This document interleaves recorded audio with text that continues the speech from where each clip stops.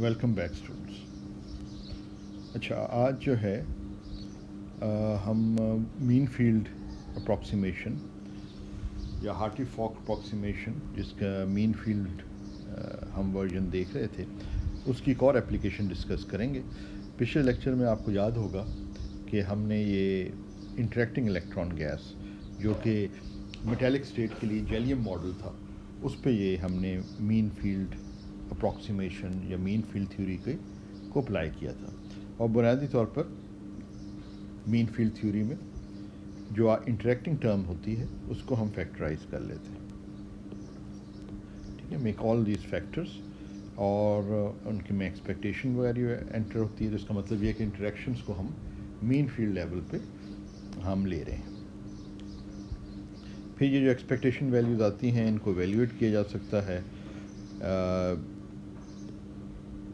ये delta functions जो है फोर्स करते हैं कि ये लेबल सेम हो और ये जो है बेसिक एक्सपेक्टेशन वैल्यू जो है ये एवरेज बन जाती है और एक्सपेक्टेशन बन जाती है दूसरे लफ्ज़ों में ऑफ द नंबर ऑपरेटर।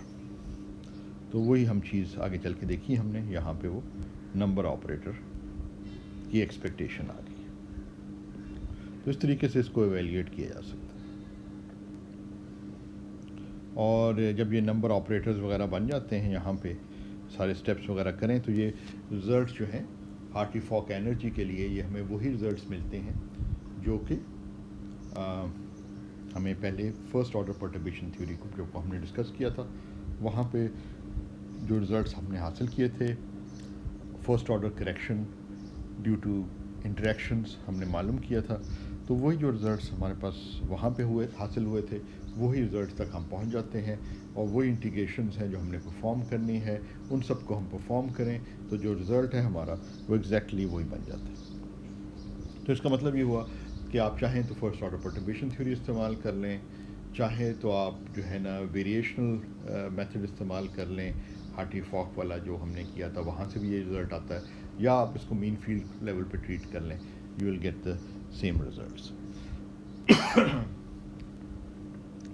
अच्छा, मीन फील्ड थ्योरी की एक और एप्लीकेशन जो है वो आज हम इस लेक्चर में हम करेंगे, वो another application mean field theory, जिसको कहा जाता है स्टोनर मीन फील्ड थ्योरी।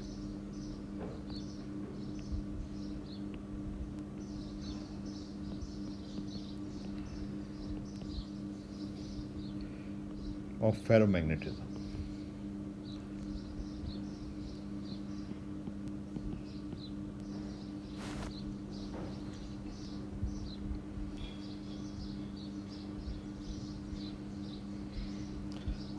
और ये स्टोनर जो है उस फिजिसिस्ट के नाम पे है जिसने सबसे पहले ये थ्योरी डेवलप की थी। तो ये Stoner mean field theory of ferro कहलाती है। अच्छा, इसमें बेसिकली जो है हम इंटरेक्शंस को इंट्रोड्यूस कर रहे हैं, जिस तरह हमने पहले इंटरेक्टिंग इलेक्ट्रॉन गैस के लिए गैलियम मॉडल में भी किया था। लेकिन इस वक्त हम जो चीज़ देखना चाह रहे हैं वो ये जा रहे हैं कि क्या इंटरेक्शंस की प्रेजेंस में जो बुनियादी आपके पास एक्सचेंज टर्म है, क्या वो जो मेटेलिक स्टेट की बजाय कोई और स्टेट या फेज़ आपको देती है। और हम देखेंगे कि अंडर सर्टन कंडीशंस आपको एक और फेज़ ऑफ मैटर जो कि फेरोमैग्नेटिज्म कहलाता है वो आपको हासिल होगा। यानी कि जो मिनिमम एनर्जी वाली कंडीशन है, वो मिनिमम एनर्जी जो मैनी बॉडी स्टेट की, वो many body state which has the minimum energy under certain set of parameters will be totally spin polarized state, जो कि ferromagnetic state है। और जो आपको पता है कि जो metallic state है वो unpolarized हम कंसिडर कर रहे थे, उसमें पोलराइजेशन को हम कंसिडर नहीं कर रहे थे वहाँ पे। अब हम पोलराइजेशन के इफेक्ट्स को लेंगे। लेकिन बुनियादी जो इसमें अंडरस्टैंडिंग की ज़रूरत है वो ये है कि अगर आपके पास कोई इंटरेक्शंस मौजूद नहीं है तो फिर तो आपके पास जो मैनी बॉडी स्टेट है वो फील्ड फर्मीसी है। और मैनी बॉडी स्टेट जो फील्ड फर्मीसी है उसकी मिनिमम एनर्जी जो होगी वो उस सूरत में होगी कि अगर आपके पास तमाम स्टेट्स जो हैं वो स्पिन अप और स्पिन डाउन इलेक्ट्रॉन से फील्ड है। ठीक है ना, क्योंकि अगर आपने ने अगर आप ये सोचें कि ये एनर्जी लेवल्स हैं, let me just draw the energy levels like this. तो फील्ड फर्मी में आप क्या कह रहे हैं कि हर एनर्जी लेवल में एक अप और एक डाउन इलेक्ट्रॉन है, और या फिल करते चले जाते हैं up till the Fermi level. ये एनर्जी जो है, ये जो स्टेट है, ये फर्मी लेवल पे है, ठीक है। तो ये तमाम तर जो स्टेट, ये बेसिकली जो है एक फील्ड फर्मी सी को रिप्रेजेंट कर रही हैं। और अगर मोमेंटम स्पेस में जब हम इसको लिखते हैं तो ये है कि ये के एक्स है, ये के वाई है। तो ये आपके पास तमाम ये जो स्टेट्स हैं, ये इनसाइड द फर्मी सरफेस जो हैं, ये तमाम तर स्टेट्स फील्ड हैं। और हर स्टेट जो है, हर स्टेट जिसको आप के से लेबल कर रहे हैं, उसमें एक स्पिन अप और एक स्पिन डाउन इलेक्ट्रॉन है। अच्छा, ये जो है फील्ड फर्मी सी जो है नॉन इंटरेक्टिंग इलेक्ट्रॉन गैस के लिए तो मैनी बॉडी स्टेट है जिसकी सबसे कम एनर्जी, जिससे minimum energy many body state. इसका मतलब है कि जो ग्राउंड स्टेट होगी मैनी बॉडी, वो ये है। और इसको हमने काफ़ी दफ़ा पिछले लेक्चर्स में डिस्कस भी किया। और उसकी वजह भी यही है कि अगर आप इनमें से इनको स्पिन पोलराइज करना शुरू कर देते हैं, मतलब कहते हैं कि जी हमारे पास सिर्फ़ और सिर्फ तमाम इलेक्ट्रॉन्स हैं जो कि स्पिन अप ही हमारे पास मौजूद हैं, तो फिर साफ जाहिर है कि क्या करना पड़ेगा कि अगर आपके पास ये समझ लें कि 10 इलेक्ट्रॉन थे, तो स्पिन अप और स्पिन डाउन, अगर आप दो स्टेट्स, हर स्टेट में एक स्पिन अप और स्पिन डाउन रख रहे हैं, तो 5 स्टेट्स फील्ड होंगे।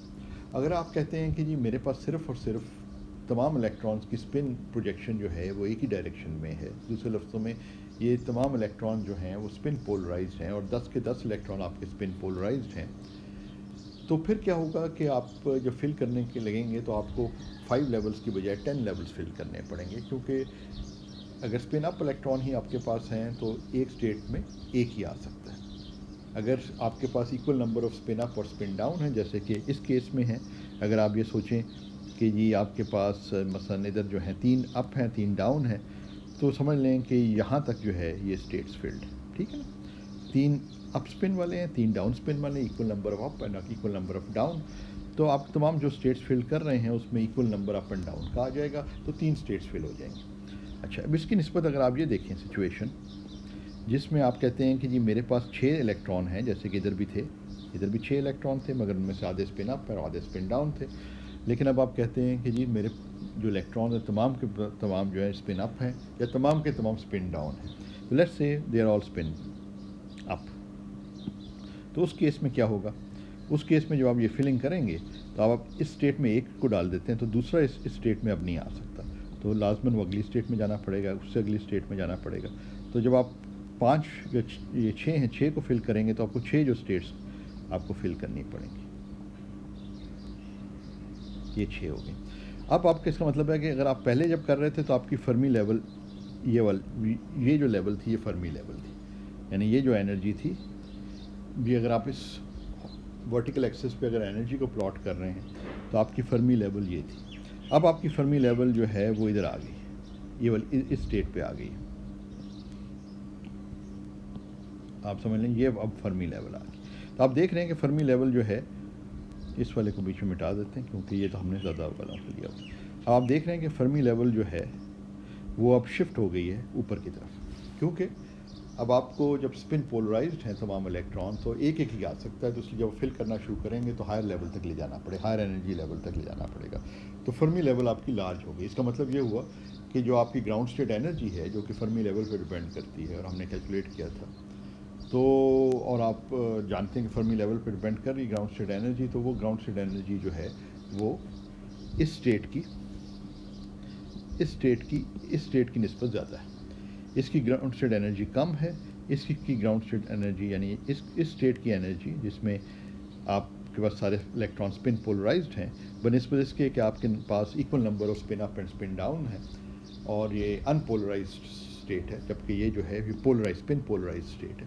तो स्पिन पोलराइज स्टेट की, या इसको अगर आप सोचना चाहेंगे फेरोमैग्नेटिक स्टेट है, तो इसकी एनर्जी ज़्यादा ही होगी, और आप जिस वक्त आप इंटरेक्शंस को शामिल ना करें, ये सब कुछ है जब आपने इंटरेक्शन को शामिल नहीं किया हुआ, सिर्फ और सिर्फ काइनेटिक एनर्जी कंट्रीब्यूशन ले रहे हैं, तो उस केस में आपको साफ नज़र आता है कि जो minimum energy many body state होगी वो अनपोलराइज स्टेट होगी, यानी उसमें स्पिन अप और स्पिन डाउन का नंबर बराबर होगा। अलबत्ता अगर आप सिर्फ स्पिन पोलराइजेशन की बात करें तो वो स्टेट हायर एनर्जी स्टेट होगी, तो वो इस स्टेट की निस्बत ये अनस्टेबल है, ये स्टेबल स्टेट आपको मिल जाएगी। अच्छा, अभी ये सारा कुछ है जिस वक्त आपने इंटरेक्शंस बिटवीन द इलेक्ट्रॉन्स को कंसिडर नहीं किया।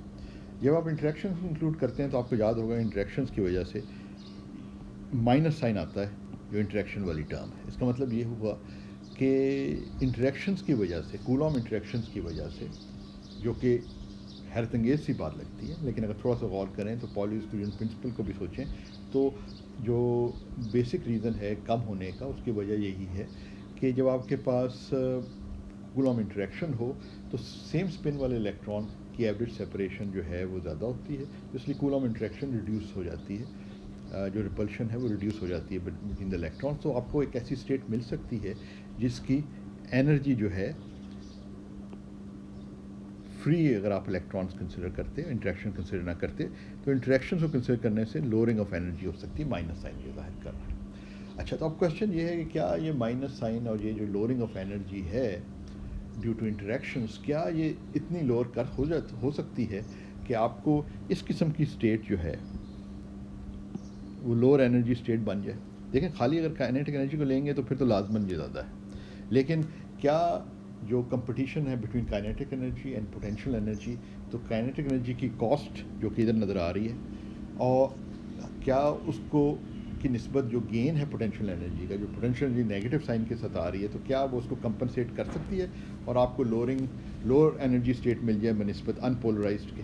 ये बुनियादी क्वेश्चन था जो कि स्टोनर ने जो है इसको आंसर करने की कोशिश की कि क्या ये पॉसिबल है कि ये आपको एक स्पिन पोलराइज स्टेट मिल जाए, जिसको हम कहते हैं फेरोमैग्नेटिक स्टेट मिल जाए। पैरामैग्नेटिक, इसको अगर आप नॉर्मल मेटल या पैरामैग्नेटिक स्टेट कहें तो ये इस किस्म की जो स्टेट है जिसमें पोलराइज स्पिन्स हों, उनको हम फेरोमैग्नेटिक स्टेट कह देते हैं। तो क्वेश्चन ये है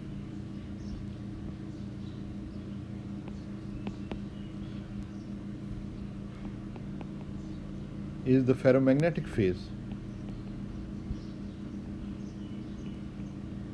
पैरामैग्नेटिक का मतलब है स्पिन पोलराइज्ड। अब स्पिन पोलराइज्ड थोड़ा मैं नहीं कहता क्योंकि इसमें पार्शियल पोलराइजेशन भी हो सकती है, मगर ये भी समझें चलें। Spin polarised phase stable in the presence of interactions.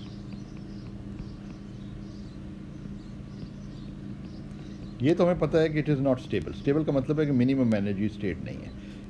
System वही स्टेट या फेज एक्वायर करेगा जिसकी मिनिमम एनर्जी हो। तो अब हम temperature T is equal to 0 पर भी कंसिडर कर रहे हैं, तो हम ये कह रहे हैं कि सिर्फ़ और सिर्फ हमें कंसिडर करना है टोटल इंटरनल एनर्जी को, और वो मिनिमम होनी चाहिए। अगर वो स्टेट जो है वो स्टेबल होगी जिसकी मिनिमम एनर्जी हो। अगर स्पिन पोलराइज्ड या पार्शली स्पिन पोलराइज्ड स्टेट जो है उसकी मिनिमम एनर्जी होगी तो वो स्टेबल हो जाएगी। अगर टोटली अनपोलराइज्ड स्टेट की मिनिमम एनर्जी है तो वो स्टेबल कंसिडर की जाएगी under a certain set of parameters.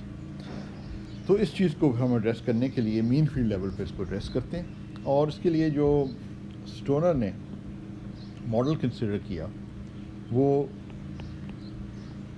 Hubbard model कहलाता है। हबर्ड मॉडल को मैं भी लिखने लगा हूँ।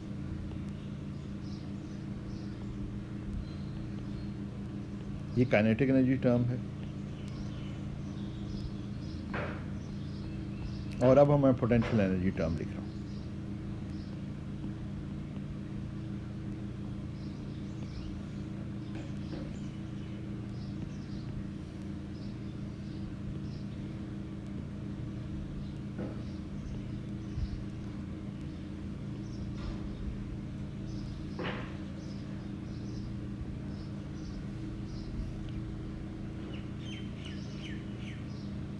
अच्छा, अब इसमें ये जो मॉडल है ना, ये हबर्ड मॉडल कहलाता है। हबर्ड मॉडल में सिर्फ ऑन साइट कूलॉम इंटरेक्शन को कंसिडर किया था। अगर ऑन साइट कूलॉम इंटरेक्शन का मतलब ये है कि हर साइट को अगर आप लें, अगर ये हबर्ड मॉडल जो है, अगर आप जो है यही हबर्ड मॉडल जो है, अगर आप चलो ऑन साइड का मतलब ये है कि बेसिकली ये जो टर्म आ रही है, ये वाली टर्म जो आ रही है ना, ये अगर लेटेस्ट मॉडल आप कंसिडर करें ना, तो उसमें हर साइड के ऊपर आप ये इसको इस तरीके से इंट्रोड्यूस कर रहे हैं। यू जो है ना वो स्ट्रेंथ ऑफ द पोटेंशियल है, जो कि बेसिकली आप समझ लें कि कूलम रिपल्शन है। मगर कूलम रिपल्शन को जो है ना आप कंसिडर कर रहे हैं कि सिर्फ लोकली एक्ट करें, यानी अगर एक साइड पर दो इलेक्ट्रॉन है तो दो इलेक्ट्रॉन से लाजमन एक स्पिन अप होगा तो दूसरा स्पिन डाउन होना चाहिए, यानी एक हर साइड के ऊपर समझ लें एक ऑर्बिटल स्टेट है, तो उसमें अगर एक इलेक्ट्रॉन स्पिन अप है तो दूसरा लाजमन स्पिन डाउन होना चाहिए। तो अगर ये नंबर जो है ये एन आई अप और एन आई डाउन ये जाहिर कर रहा है कि साइड आई पे number of electron with spin up and N I down number of electron with spin down. क्योंकि ये फर्मियॉन्स हैं तो एन आई जो है वो अप एंड डाउन जो है सिर्फ 0 और 1 हो सकता है। तो ये टर्म जो है ना, ये वाली टर्म बेसिकली ये वाली टर्म जो है वो ये टर्म है। इसको अगर आप लेटेस्ट मॉडल में लिखें तो हबर्ड मॉडल को आमतौर पे इस तरीके से लिखा जाता है, और लेफ्ट हैंड साइड पे ये जो टर्म है ये वही टाइट बाइंडिंग वाली टर्म है जहाँ से ये आ जाता है जब फोरियर ट्रांसफॉर्म करें, सी डैगर आई सी जे वाली टर्म जो है। अच्छा, अब ये जो है ना ये टर्म सिर्फ उस सूरत में नॉन ज़ीरो होगी अगर ये और ये दोनों जो हैं ये 1 हो। देखें ना, या ये 1 हो सकता है या 0 हो सकते हैं, इनकी दो वैल्यूज़ हो सकती हैं। अगर 0 हो जाए इसका मतलब है सिर्फ एक साइड के ऊपर किसी भी साइड पर लेटस के समझ जाएं कि ये लेटस है, उसकी डिफरेंट साइड्स हैं और आप आई से उनको जाहिर कर रहे हैं, या i+1 है या i-1 है सो फोर्थ। और ये अगर टाइट बाइंडिंग मॉडल लिखें तो काइनेटिक टर्म तो ये आ जाती है जब उसका फोरियर ट्रांसफॉर्म लें। तो इस टर्म का जब फोरियर ट्रांसफॉर्म लेंगे तो बेसिकली ये टर्म बन जाती है। मगर ये टर्म मैं समझाने की कोशिश कर रहा हूँ कि हबर्ड ने जब इसको लेटेस्ट मॉडल में लिखा तो सिर्फ कंसिडर ये किया है कि अगर एक साइड के ऊपर दो इलेक्ट्रॉन्स हों जो कि एक स्पिन अप हो और स्पिन डाउन हो तो तब जो एनर्जी कॉस्ट है वो यू है रिपल्सन। तो इसका मतलब ये हुआ कि जो कूलम इंटरेक्शन है जो कि लॉन्ग रेंज है वो शॉर्ट रेंज उसने कंसिडर की है, इस हद तक शॉर्ट रेंज कि सिर्फ एक साइड पर ही उसका इफेक्ट है। तो इसका हम इसको इस तरह इमेजिन कर सकते हैं जैसे कि स्क्रीनिंग वगैरह की वजह से ये जो लॉन्ग रेंज कूलम इंटरेक्शन थी वो शॉर्ट रेंज हो गई, तो लॉन्ग रेंज इंटरेक्शन एक तरह से स्क्रीन हो गई। ठीक है, तो ये हबर्ड मॉडल कहलाता है, बहुत फेमस मॉडल है। और ये जो मॉडल है ये हबर्ड ने सबसे पहले दिया था।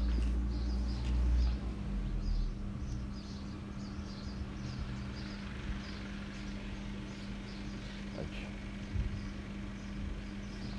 तो अब हम जो है थोड़ा सा इसको हम आगे डिस्कस करते हैं और एक दो चीज़ें इनकी पहले आपको बता दूं कि हबर्ड मॉडल के हवाले से ये मॉडल जो है फिज़िक्स का जो है आप समझ लें कि one of the most important model है। और मॉडल्स जो होते हैं ना वो बड़े इंपॉर्टेंट होते हैं क्योंकि सिंपल मॉडल्स हैं तो उसमें बहुत सारी फिज़िक्स जो है ना वो आपके सामने उन मॉडल्स के ज़रिए से क्लियर होना शुरू हो जाती है। ठीक है ना, तो बेसिकली अगर आप इस मॉडल को अगर आप लिखना चाह रहे हैं, अगर आप लेटेस्ट के तौर के मॉडल में लिख रहे हैं यानी पोजीशन स्पेस में लिख रहे हैं तो इसको आप इस तरीके से भी लिख सकते हैं कि ये -TIJ लिख लें जो हॉपिंग एलिमेंट है, और सी dagger I sigma CJ sigma और प्लस फिर आपके पास ये वाला आ जाता है। तो ये बेसिकली जो है ये वाला जो मॉडल है ये हबर्ड मॉडल कहलाता है इन पोजीशन स्पेस यानी कि साइट्स के ऊपर। और अगर आप इसको फोरियर ट्रांसफॉर्म लें तो फिर आप ये शो कर सकते हैं, जैसे कि हमने ये वाला पार्ट का तो फोरियर ट्रांसफॉर्म लिया हुआ है लेक्चर्स में भी और होमवर्क में भी हमने जिक्र किया हुआ है। तो वो ये टर्म आ जाती है जो कि हम काइनेटिक एनर्जी टर्म कहते हैं, जिसमें काइनेटिक एनर्जी कंट्रीब्यूशन है, और ये जो है ये हमारी पोटेंशियल एनर्जी या इंटरेक्शन के इफेक्ट्स। सिर्फ ये है कि हबर्ड मॉडल के अंदर ऑन साइड इंटरेक्शन, ठीक है ना, तो ये सारा कुछ, तो ये हबर्ड मॉडल कहलाता है and one of the most famous models in all of physics. और इसकी अभी भी बहुत सारी चीज़ जो है it's not exactly solvable except in one dimension में इसको एग्जैक्टली सॉल्व किया जा सकता है, लेकिन 2 और 3 डायमेंशन में इसको एग्जैक्टली सॉल्व नहीं किया जा सकता। अच्छा, अब हम इधर जो है अभी तक नहीं किया जा सका, कहने का मकसद ये। अच्छा, अभी हम जो है क्या करते हैं कि इसको मीन फील्ड लेवल पे सॉल्व करते हैं। तो हम बेसिकली इसको लेंगे, इस एक्सप्रेशन को, और इस पर मीन फील्ड अप्रॉक्सीमेशन को अप्लाई करेंगे।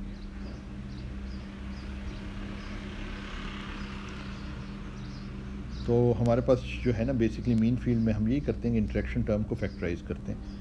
और आपको याद होगा कि ये अगर हम इंटरेक्शन टर्म को फैक्टराइज करें तो हमारे पास ये k plus Q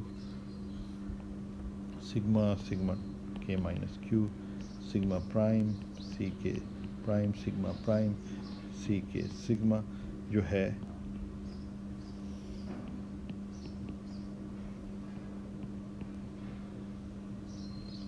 C k sigma c dagger k prime minus q sigma prime c k prime, ये फैक्टराइज कर रहे हैं हम।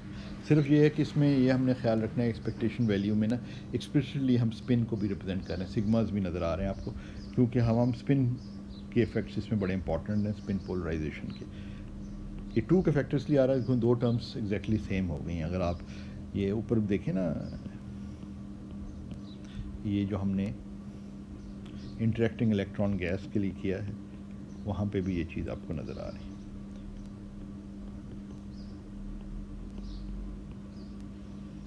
और फिर आपके पास ये टर्म्स हैं जो कि कांस्टेंट बन जाती हैं, उन दोनों में एक्सपेक्टेशन वैल्यूज़ ही आ रही हैं। तो 6 टर्म्स थी ना, तो 2 ये कंबाइन हो गई हैं।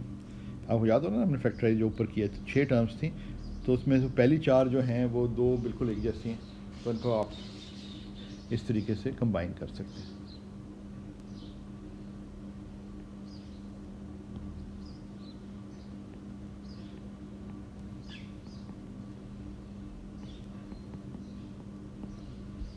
सी के सिग्मा प्राइम, और आखिरी जो टर्म आपके पास आ गई वो c dagger k plus Q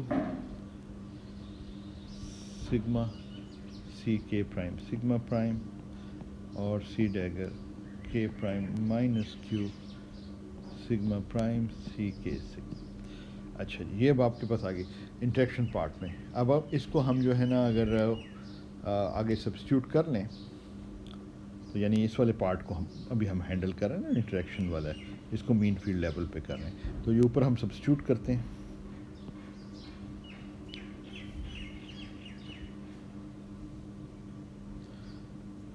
तो आपके पास जो उसको मैं जो इंटरेक्शन पार्ट को मैं इंटरेक्शन लिख देता हूँ और मीन फील्ड में लिख रहा हूँ, क्योंकि ये मीन फील्ड अप्रॉक्सीमेशन उस पर लगा रहे हैं। तो ये 2 के फैक्टर्स आ रहे हैं, ये यू ओवर वी है, तो ये 2 के फैक्टर जो इधर आ रहा था उस 2 को ये 2 कैंसिल कर रहे हैं। एनीवे ये के प्राइम क्यू है, सिग्मा सिग्मा प्राइम है, और ये अब मैं सही टर्म दोबारा लिखने का मेरे ख्याल में कोई तुक नहीं है, ये इस तरीके से लिख देता हूँ। और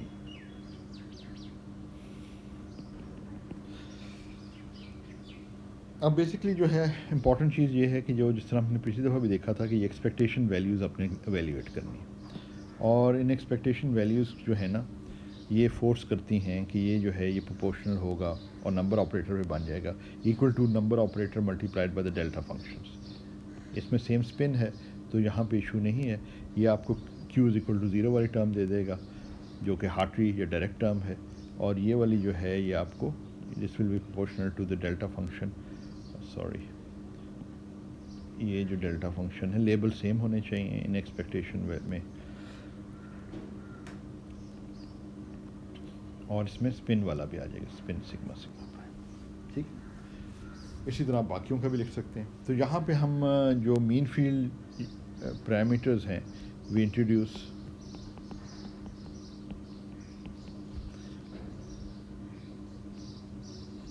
यानी कि जो एक्सपेक्टेशन वैल्यू है ना वो हमारे मीन फील्ड पैरामीटर्स बन जाएंगे, जिनको हम बेसिकली ट्यून करके हमने स्टेट्स या एनर्जी आइगन वैल्यूज़ वगैरह डिटरमिन करें। थोड़ा तेज़ी से इसलिए कर रहा हूँ क्योंकि टाइम कम है और आखिरी लेक्चर। तो ये हमारा जो है, ये जो एक्सपेक्टेशंस हैं दोनों की सेम स्पिन हो, तो ये अगर के और के प्राइम सेम हो जाते हैं तो ये in terms of the average number of electrons in state के विद स्पिन अप आ जाता है। This is the average number of electron in state के विद स्पिन अप।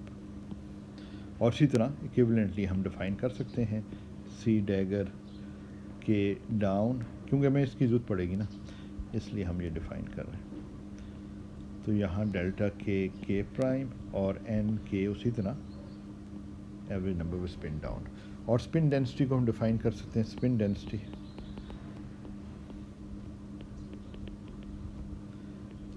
डेंसिटी जो हैं उनको हम सिग्मा, नीचे जो आ रहा है वो स्पिन पोलराइजेशन को रिप्रेजेंट कर रहा है, वो अप और डाउन को रिप्रेजेंट कर रहा है। ये 1/v है, v वॉल्यूम, और ये जो है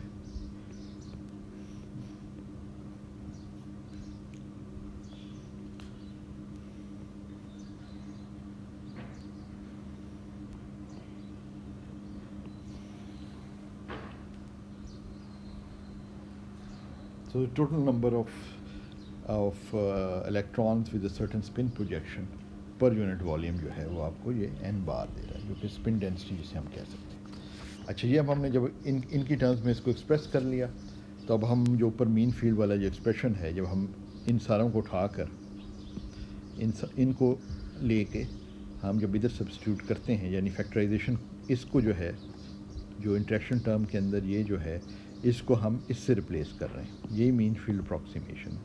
तो फिर हमारे पास ये चीज़ आ जाएगी।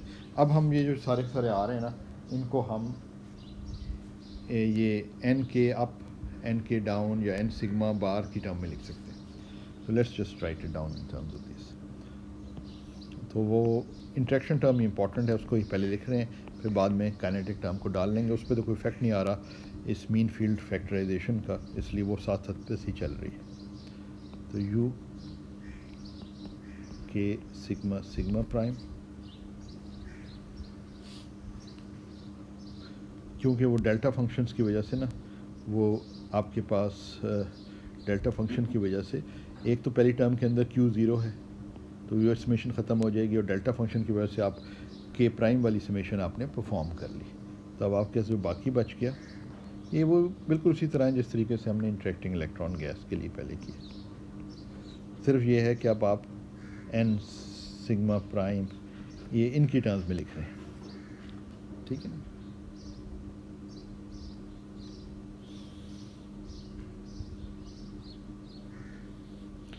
एन सिग्मा प्राइम जो है वो इस वजह से आपके पास आ रहा है क्योंकि ये आपके पास इस तरीके से, ये हमने यहाँ पे डिफ़ाइन किया ना, ये जो डिफ़ाइन किया है किधर गया, ये जो डिफ़ाइन किया है उसकी टर्म्स में हम इसको लिख सकते हैं, पहली टर्म को, ठीक। इसी तरह अगले वाली टर्म को भी लिख सकते हैं, ये आप चेक कर सकते हैं। माइनस एन, ये वो जो एक्सचेंज टर्म है या फॉक टर्म है, इनमें स्पिन्स जो हैं वो फ़र्क आ रही थी, इसलिए ये टर्म आ गई। और फिर आपके पास जो वो टर्म्स हैं जिनमें ये नंबर्स की प्रोडक्ट्स जो आ रहे हैं, एन के प्रोडक्ट्स जो आ रहे हैं, यानी इनका जो प्रोडक्ट आ रहा है, तो वो समेशन के की उसके अंदर आ जाएगी। तो आपके पास सिर्फ स्पिन्स के ऊपर समेशन रह जाएगी, वो डेफिनेशन के अंदर ये के मौजूद है सम ओवर के। तो ये एन सिग्मा बार, एन सिग्मा प्राइम बार प्लस लास्ट टर्म जो आ गई, ये वाली ये टर्म थी विद अ माइनस साइन, ये वाली टर्म, अब ये टर्म लिख रहे हैं। तो ये चार टर्म्स है ना, ये यानी पहली टर्म ये, दूसरी टर्म ये, तीसरी टर्म ये, और अब चौथी टर्म मैं लिख रहा हूँ। चौथी टर्म जो है वो आपके पास आ गई u v sigma n sigma bar square, ठीक है।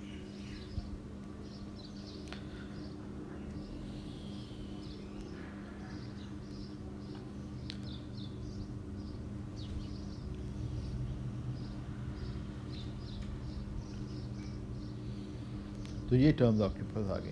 तब आपके पास जो स्टोनर मीन फील्ड हैमिल्टोनियन बन गया ना,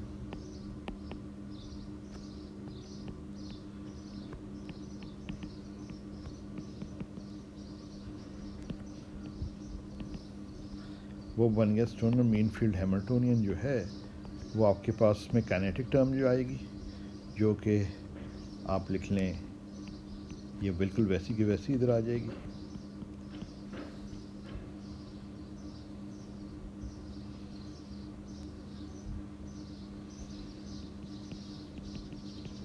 और ये मीन फील्ड वाली ये टर्म, तो ये मीन फील्ड हैमिल्टोनियन आ गया। जो ओरिजिनल हैमिल्टोनियन था वो एग्जैक्ट हैमिल्टोनियन था, जिसको आप एग्जैक्टली सॉल्व नहीं कर सकते, इसलिए आपने मीन फील्ड प्रॉक्सी, ये एग्जैक्ट हैमिल्टोनियन था, इसको फिर फैक्टराइज करके हमने मीन फील्ड वाला हासिल कर लिया और वो ये आ गया।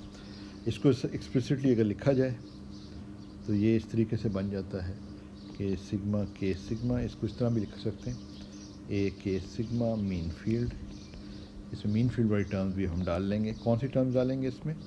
जो कि सी डैगर के सिग्मा वाली मीन यानी इंट्रैक्शन वाली ये टर्म्स जो इस तरीके से एंटर कर रही हैं ना, ये वाली टर्म्स, उनको इधर हम इसमें शामिल कर लिया हमने।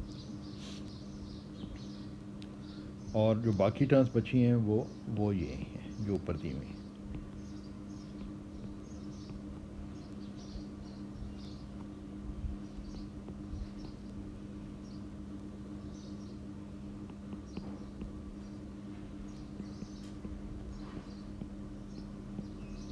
ठीक है ना?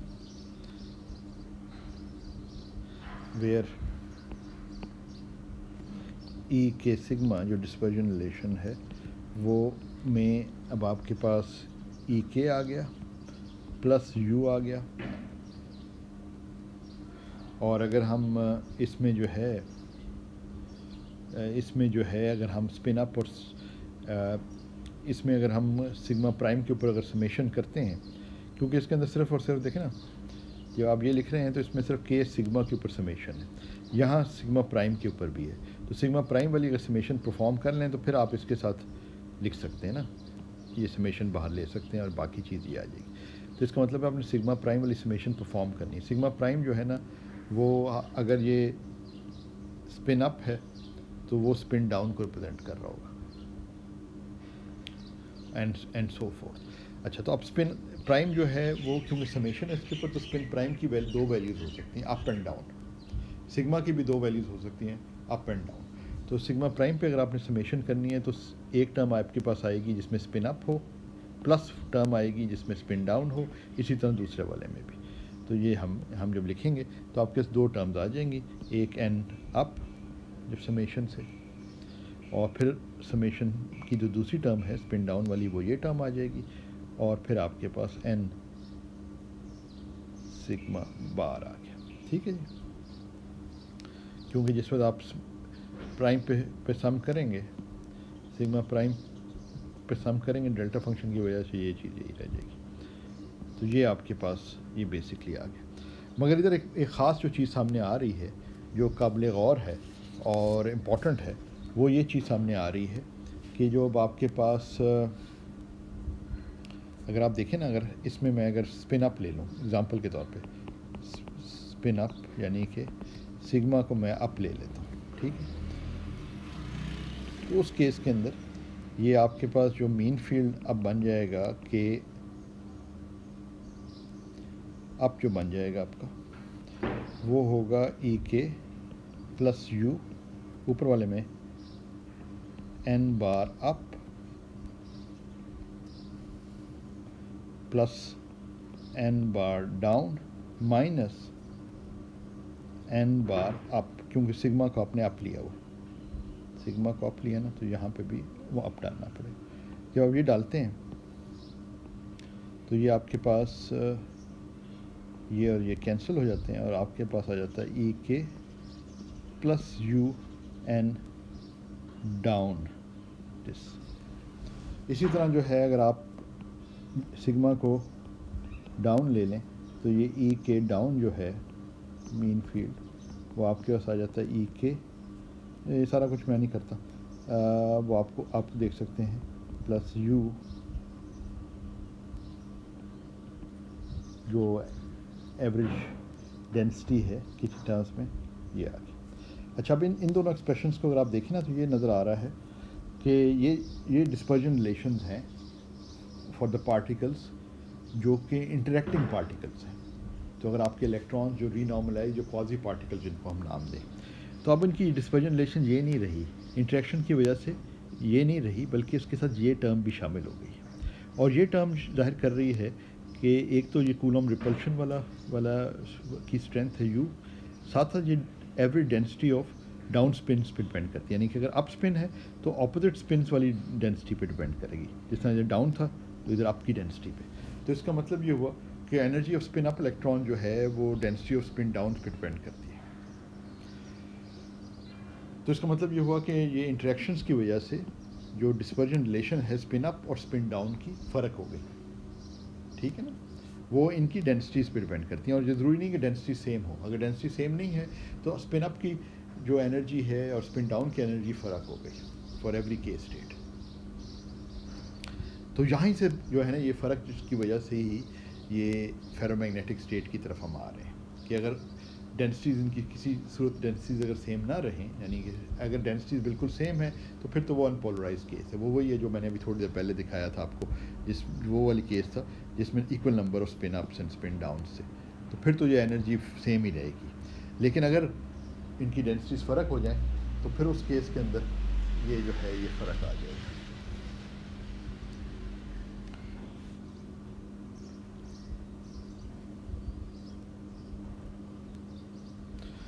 तो ये जो है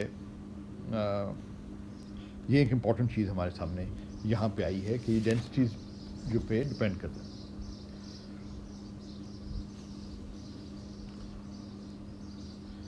सो इसको हम जो है कॉम्पैक्ट फॉर्म में इस तरीके से लिख सकते हैं।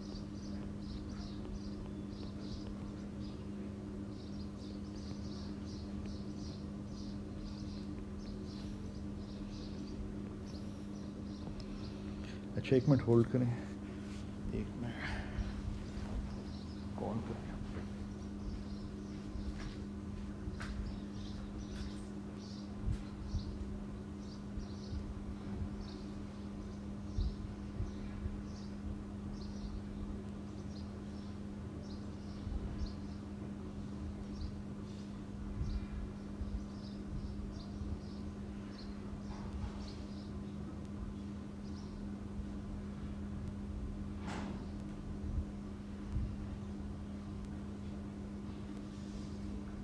अच्छा जी, सॉरी फॉर द इंटरप्शन। तो ये हमारे पास जो है ये हम कॉम्पैक्टली इसको लिख लेंगे।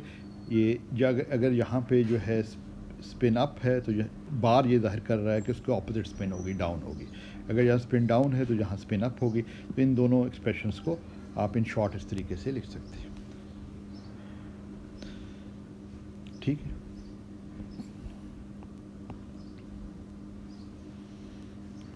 अच्छा, अब हमने अगर मीन फील्ड सोल्यूशन हासिल करना है तो हम ये ध्यान में रखें कि एन सिग्मा बार जो है वो 1/v जो हमारा था, जो हमने पहले ऊपर डिफ़ाइन किया है, सी डैगर के सिग्मा जो है उसको हम जो है, ये हमारी सेल्फ कंसिस्टेंट इक्वेशन है जिससे हम वो डिटरमिन कर सकते हैं। तो हम बेसिकली ये कह रहे हैं कि we are filling all the states up to the Fermi level, यानी जो ग्राउंड स्टेट होगी ना वो up till the Fermi level, जिसको हम केमिकल पोटेंशियल से जाहिर कर रहे हैं। और एनर्जी क्या है स्टेट्स की, वो ये है। इसमें ई के को हमने h⁻² k² ले लिया है जो कि फ्री पार्टिकल डिस्पर्जन है, माइनस u n सिग्मा बार। ये हमारी ये ऊपर जो डिस्पर्जन थी ना इसको हमने इधर डाल दिया। तो इसको अगर हम इस फॉर्म में लिख सकते हैं सॉल्व करके,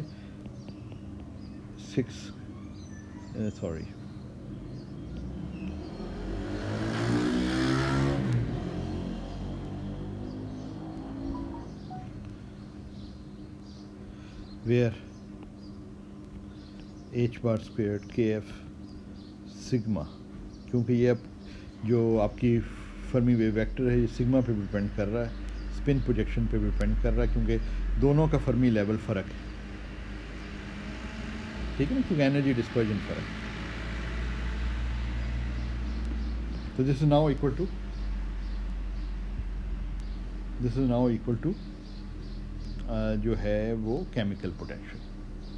सो it defines the Fermi level for each spin. ठीक है. अच्छा, इस इक्वेशन को अगर हम लिखें which leads to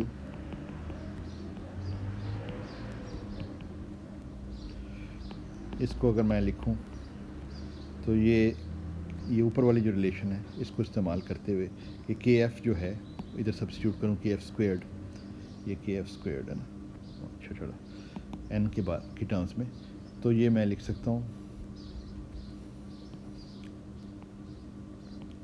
6 pi squared 2/3 N bar. Sigma को अगर अप ले लूँ उसके लिए भी इसको लिख सकता हूँ 2/3 plus u n. This is equal to h bar squared. और ये सारा दोनों जो टर्म्स हैं एक दफ़ा स्पिन अप के लिए लिख ली, एक दफ़ा स्पिन डाउन के लिए लिखा.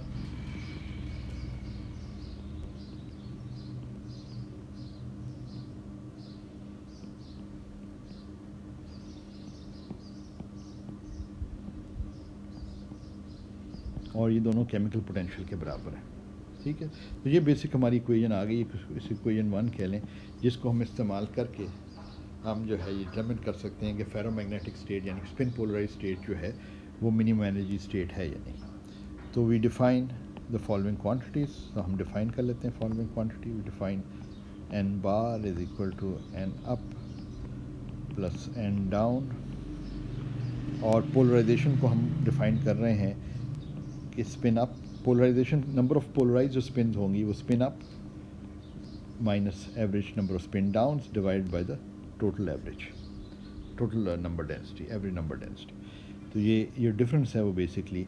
अगर स्पिन अप ज़्यादा है तो इसका मतलब है कि स्पिन पोलराइज, ये डिफरेंस बताएगा पोलराइजेशन. अगर दोनों नंबर सेम होगा, ये average number of spin ups and spin down same होगा, तो ये जो है पोलराइजेशन जिसे हम कह सकते हैं वो ज़ीरो हो जाएगी. मगर इन दोनों का डिफरेंस होगा तो तब आपको पोलराइजेशन मिलेगी. और ये बाकी जो इस तरह के फैक्टर्स आ रहे हैं गैमा यू वगैरह, इनके लिए भी हम बाकी जो फैक्टर्स उनको गैमा में डाल देते हैं, जो कि 2mu n बार 1/3 6 पाई स्क्वेयर्ड 2/3 h बार स्क्वेयर्ड. तो ये हमारे पास हम इक्वेशन 1 कुछ इनकी टर्म्स में लिखें ना आगे पीछे करके, तो वो कोई मुश्किल काम नहीं है. तो आपके पास इक्वेशन 1 जो है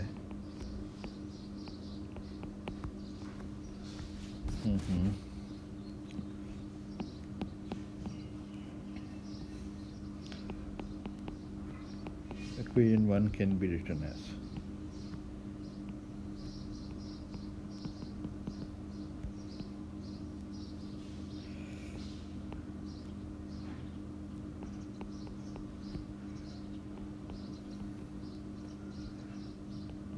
ये आप चेक कर सकते हैं बाद में, ऐसा होमवर्क चेक कर लें या ख़ुद से आप चेक कर लें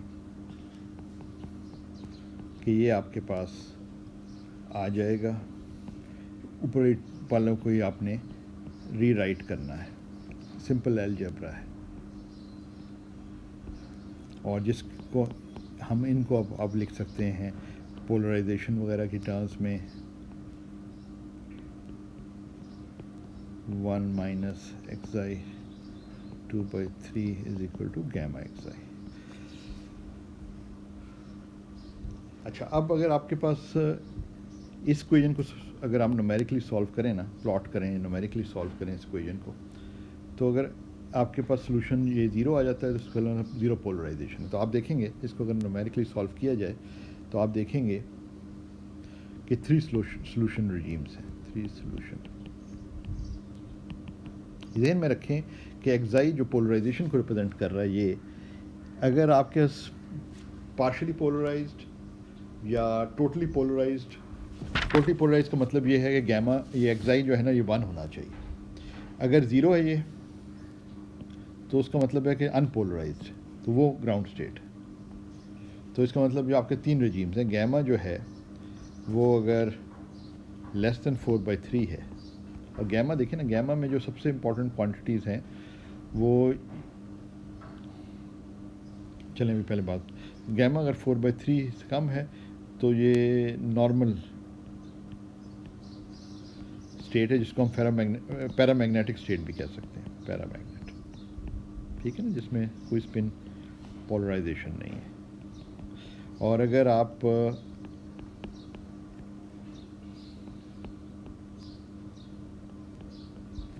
तो ये पार्शल पोलराइजेशन है, पार्शल पोलराइजेशन, जिसको आप कह सकते हैं कि जी अब आपका एक्साई तो नॉन ज़ीरो है मगर 1 को नहीं पहुंचा, तो इसको वीक फेरोमैग्नेटिक फेज भी कह सकते हैं, वीक फेरोमैग्नेट।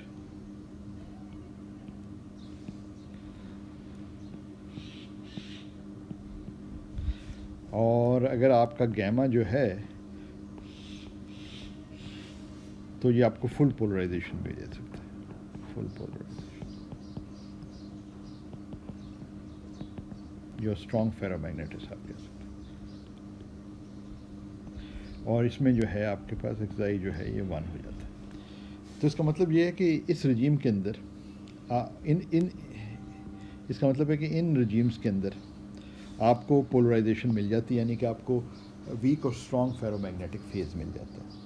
आपने स्टार्ट किया था पैरामैग्नेटिक फेज से, जब कोई इंटरेक्शन नहीं थी तो equal number of spin up और स्पिन डाउन की डेंसिटी सेम थी, वो मिनिमम एनर्जी स्टेट थी जो कि फील्ड फर्मी सी है।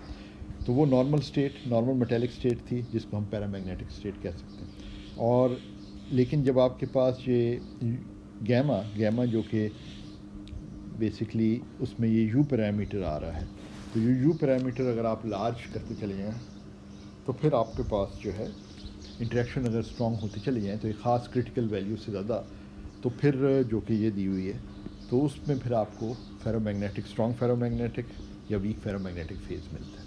अच्छा, एक चीज़ मेंशन करना ज़रूरी है कि ये जो सिचुएशन हम देख रहे हैं ये वो वाली सिचुएशन है जहाँ पे ये मैग्नेटिज्म को एक्सप्लेन करता है इन मेटल्स लाइक आयरन, निकल, कोबाल्ट वगैरह में। पहले हमने जब किया था ना तो हमने कंसिडर किया था मैग्नेटिक इंसुलेटर्स। ये जो केस हम कंसिडर कर रहे हैं ये आइटिनरेंट मैग्नेटिज्म कहलाती है। याद है ना, शुरू में मैंने एक दफ़ा मेंशन भी किया था लेक्चर्स में। यहाँ पे जो इलेक्ट्रॉन्स हैं जिनके जो कि स्पिन पोलराइज हो सकते हैं वो लोकलाइज नहीं है, they are part of the conduction band, they are in the conduction band and they are mobile. तो इसलिए आइटिनरेंट मैग्नेटिज्म कहता है। आइटिनरेंट का मतलब है कि जो कि वॉन्डर अराउंड कर रहा हो, घूम फिर रहा हो, एक जगह से दूसरी जगह जो जा सकता है, उसको हम कहते हैं आइटिनरेंट। तो यह केस आइटिनरेंट मैग्नेटिज्म का, ठीक है ना। अच्छा, ये जो मैंने डिस्कशन की है ना, ये एसेंशियली डिस्कशन जो है ये वो है जो ब्रूस एंड फ्लेंसबर्ग में। तो अगर आप ब्रूस एंड फ्लेंसबर्ग की किताब में अगर मज़ीद देखना चाहें तो वहाँ पे ये चीज़ अवेलेबल है।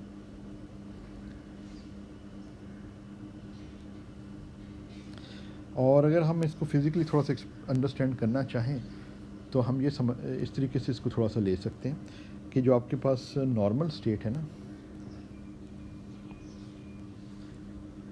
उसमें अगर आप ये के है और ये ई है, एनर्जी है, तो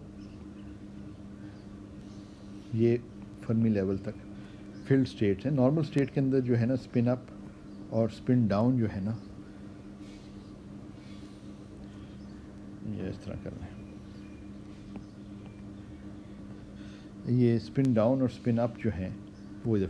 अच्छा, अब इसमें दिखाया इस तरह जा रहा है कि जी ये जिसमें दो हैं, दिखाने के लिए है ये स्पिन अप भी जो हैं और स्पिन डाउन भी हैं, ये पॉजिटिव केस स्टेट में भी हो सकते हैं, नेगेटिव केस। सिर्फ एक डायग्राम में दिखाने के लिए सिर्फ ये दिखाया जा रहा है कि स्पिन अप जो है वो पॉजिटिव केस स्टेट्स में है और स्पिन डाउन, मगर ऐसा नहीं है। ये इलेक्ट्रॉन जो हैं वो पॉजिटिव और नेगेटिव दोनों केस स्टेट्स में हो सकते हैं, वो स्पिन अप हो या स्पिन डाउन हो, मगर सिर्फ सहूलत के लिए, समझाने के लिए इस तरीके से दिखाया जा रहा है। तो ये जो स्टेट है ये नॉर्मल पैरामैग्नेटिक स्टेट है, नॉर्मल मेटेलिक स्टेट है ना।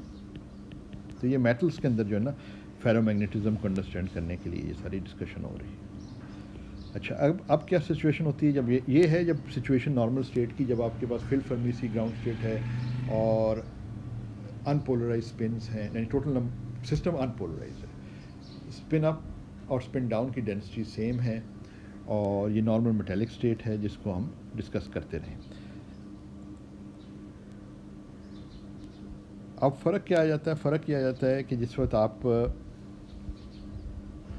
ये कंसिडर करते हैं तो अगर आपके पास स्पिन अप की डेंसिटी उस सूरत में बढ़ती है कि स्पिन डाउन की डेंसिटी कुछ कम हो जाए, ठीक है ना। तो ये आप कह रहे हैं कि जी इतनी एनर्जी जो है, ये डेल्टा ई एनर्जी जो है वो में अब ये स्पिन अप बढ़ गए, यानी डेंसिटी ऑफ स्पिन अप और स्पिन डाउन कम हो गए। लेकिन अगर आप इंटरेक्शन नहीं है और ये डेंसिटी बढ़ाना शुरू करेंगे तो एनर्जी जो काइनेटिक एनर्जी कॉस्ट बहुत बढ़ जाएगी। लेकिन इंटरेक्शन की वजह से काइनेटिक ये पोटेंशियल एनर्जी कॉस्ट जो है, जो कि माइनस साइन के साथ आ रही है, वो आपको कमी भी दे सकती है। तो कहने का मकसद ये है।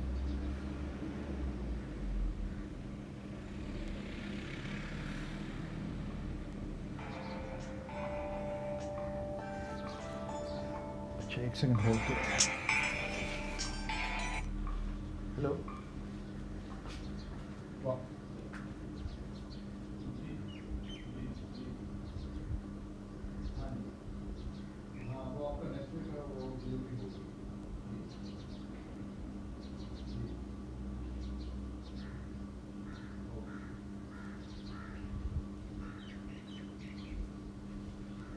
सॉरी, आज जो है इंटरप्शंस बहुत ज़्यादा। तो अब ये फेरोमैग्नेटिक स्टेट है कि स्पिन अप और स्पिन डाउन की डेंसिटी फ़र्क आपके पास आ रही है। और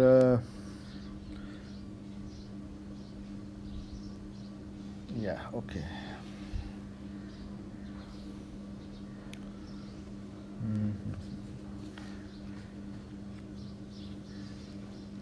अच्छा, इसमें थोड़ा सा वो जैसे आप कह सकते हैं कि थोड़ा सा एक्सप्लेन करने की कोशिश की जा सकती है कि अगर आप वो देखें, सिंपल जो आपको एनर्जी लॉस एंड गेन की अगर हम बात करें तो एनर्जी कॉस्ट जो है, काइनेटिक एनर्जी कॉस्ट जो है वो ये है कि अगर आप स्पिन अप इलेक्ट्रॉन जो हैं एक तरह से जो तादाद बढ़ रही है वो डेल्टा ई जो रेंज है उसमें ऑक्यूपाई करना शुरू हो गए, तो जो नंबर ऑफ़ इलेक्ट्रॉन्स होंगे वो जो स्पिन डाउन से स्पिन अप में फ्लिप हो रहे हैं वो तादाद होगी। आप देख लें कि डेंसिटी ऑफ स्टेट्स, उसको मैं जी से लिख रहा हूँ, और डेल्टा ई हो गए नंबर, क्योंकि जितनी स्टेट्स हैं, क्योंकि स्पिन डाउन जो है एक एक आ रहे हैं, जितनी स्टेट्स हैं डेल्टा ई रेंज के अंदर वो टोटल नंबर बन जाएगा इलेक्ट्रॉन्स का। और एनर्जी गेन कितनी होगी, यानी कॉस्ट कितनी होगी, वो डेल्टा ई एनर्जी होगी, क्योंकि डेल्टा ई रेंज बढ़ गई है ना। अब काइनेटिक एनर्जी बढ़ गई है क्योंकि अब आपको हायर एनर्जी स्टेट्स को ऑक्यूपाई कर रहे हैं। अलबत्ता क्योंकि इंटरेक्शंस भी हैं तो कुछ गेन भी हो सकती है, क्योंकि इंटरेक्शंस की वजह से आपको पता है वो नेगेटिव साइन के साथ वो आता है। तो वो जो है यहाँ पे इंटरेक्शंस जो हैं वो बेसिकली जो है वो टर्म जो है वो ये टर्म है, ये यू वाली, यू इंटू एन। तो इसका मतलब ये हुआ कि किधर गया, इसका मतलब ये हुआ कि ये जो है जो नंबर का 2 दफ़ा मल्टीप्लाई आपने करना है, तो नंबर जो है ये डेल्टा ई है, ये स्क्वेयर्ड। तो ये दोनों जो है ना, ये कंपटीशन इन दोनों टर्म्स के दरमियान। तो अगर आपके पास ये यू, आपके पास अगर इंटरेक्शन जो है किसी सिस्टम के अंदर, और इनमें ख़ास चीज़ जो है ना निकल, कोबाल्ट, आयरन वगैरह में जहाँ पे ये फेरोमैग्नेटिज्म राइज करती है इन मेटल्स के अंदर, वहाँ पे ये इनकी जो डीश ऑर्बिटल्स हैं ना उनका बड़ा इंपॉर्टेंट रोल है। वो नैरो ऑर्बिटल्स हैं, तो वहाँ interaction between the electrons is very strong. तो वो एक क्रिटिकल वैल्यू से ज़्यादा इंटरेक्शन स्ट्रॉन्ग है, तो ये टर्म फिर डोमिनेट करना शुरू हो जाती है, और वो माइनस साइन जो है ना इसको ड्राइव कर देता है टू द लोएस्ट एनर्जी की तरफ। तो ये जो आपके पास मैनी बॉडी स्टेट है, जो lowest energy many body state बन जाती है, वो फेरोमैग्नेटिक स्टेट बन जाती है। तो ये एक तरह से जो है ना आपकी, एक तरह से आप समझ लें कि ये बेसिक एक्सप्लेनेशन है फॉर फेरोमैग्नेटिज्म इन मेटल्स। और एग्जांपल उसकी आयरन, निकल, कोबाल्ट जो है स्टैंडर्ड ट्रांजिशन मेटल्स जो हैं वो एग्जांपल्स हैं इसकी। और जो हमने आज समझने की कोशिश की है कि हमें even on at the mean field level हमें ये बात समझ में आ जाती है कि ये वाकई ही पॉसिबिलिटी है कि आपको मिनिमम एनर्जी जो मैनी बॉडी स्टेट है वो फेरोमैग्नेटिक स्टेट मिल जाए, क्योंकि ये आपकी जो पोटेंशियल एनर्जी या इंटरेक्शन एनर्जी जो है वो मिनिमम की तरफ ले जाती है। तो ये कंपटीशन है, तो सिर्फ ये एनर्जी लॉस और गेन को ही अगर आप देखें तो उससे भी अंडरस्टैंड कर सकते हैं, क्योंकि जो नॉन इंटरेक्टिंग है ना, जिसमें इंटरेक्शन नहीं है, तो ये टर्म है ही नहीं। तो अगर आप सिर्फ स्पिन पोलराइज करते चले जाएं और इस वाले को बढ़ाते चले जाएं, स्पिन अप बढ़ता चला जाए तादाद में स्पिन डाउन की निस्बत, तो ये कॉस्ट बढ़ती चली जाएगी। तो इसलिए equal number of spin up और स्पिन डाउन, यानी ये जो है ना मिनिमम एनर्जी स्टेट बनती है अगर ये नंबर बराबर है तो। लेकिन अगर एक नंबर बढ़ता चला जाएगा तो ये फर्मी लेवल को ऊपर की तरफ पुश करता जाएगा। तो ये आपकी जो काइनेटिक एनर्जी है वो बढ़ती चली जाएगी।